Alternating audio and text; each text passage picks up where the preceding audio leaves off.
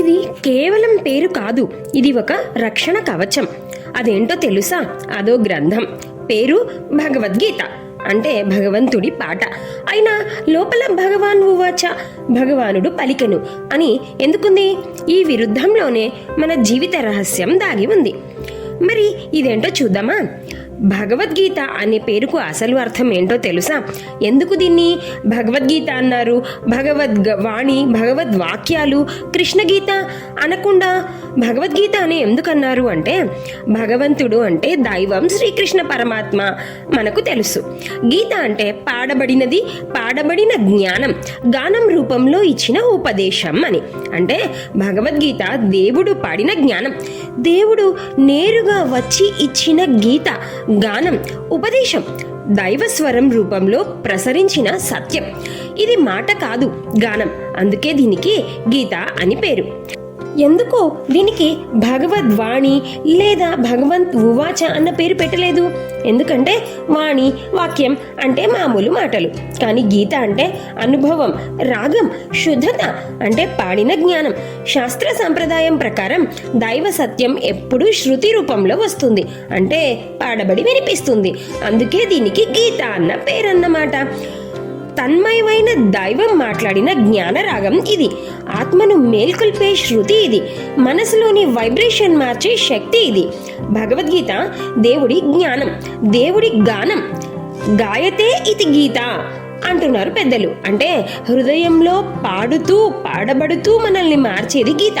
ఈ గ్రంథం విన్న వ్యక్తి హృదయ వైబ్రేషన్ మారాలి, విన్న వెంటనే హృదయం పాడాలి. అందుకే ఇది గీత. ఇది దేవుడి మాట కాదు, ఇది దేవుడి గానం. అందుకే ఇది భగవద్గీత. మరి ఈ భగవద్గీతలో 2 పదాలు జ్ఞానం యొక్క 2 పొరలను తెలియజేస్తాయి. అంటే మొదటి పొర గీత, ద ఎటర్నల్ ఫామ్. ఇది గ్రంథం యొక్క దైవిక శాశ్వత రూపం. రెండవ పొర ఉవాచ, ద కాంటెక్స్చువల్ రిపోర్ట్. ఇది గ్రంథం యొక్క చారిత్రక తాత్కాలిక నివేదన.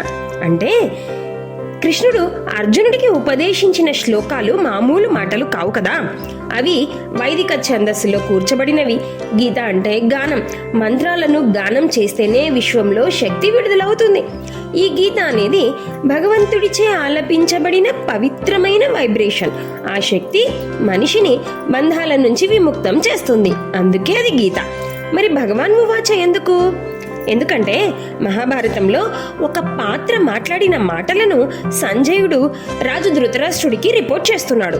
ఈ సందర్భంలో సంజయుడు పలికెను, అప్పుడు భగవంతుడు ఇలా పలికెను అని వ్యాకరణ నియమం ప్రకారం చెప్పబడింది. గీత అనేదాని పవిత్ర స్థాయి, ఉవాచ అనేదాని నివేదన సందర్భం ఇది. ఆధునిక జీవితంలో కూడా గీతను ఎలా ఉపయోగించుకోవచ్చు? మరి మనం ఈ విధంగా మీ జీవితంలో కూడా ఇంతే కదూ. మీరు మాట్లాడే మాటలు ఉవాచ లాంటివి, సాధారణం. కానీ మీ ఆత్మతో ఏకాగ్రతతో చేసే కర్మ మీ గీత లాంటిది. మీరు ఉద్యోగం చేసేటప్పుడు జీతం గురించి మాట్లాడితే ఉవాచ. ఆ పనిని కర్తవ్యంగా లయబద్ధంగా చేస్తే అది మీ జీవిత గీత అవుతుంది కదూ. ఈ రోజు నుంచి మీ కర్మను మాటలాగా కాకుండా పాటలాగా గానం చేయండి. భగవద్గీత అంటే మీ మనసుకు శాంతినిచ్చే పాట. ఈ జ్ఞానగీత యొక్క వైబ్రేషన్, ఆ శక్తిని మీరు అనుభవించండి కదూ.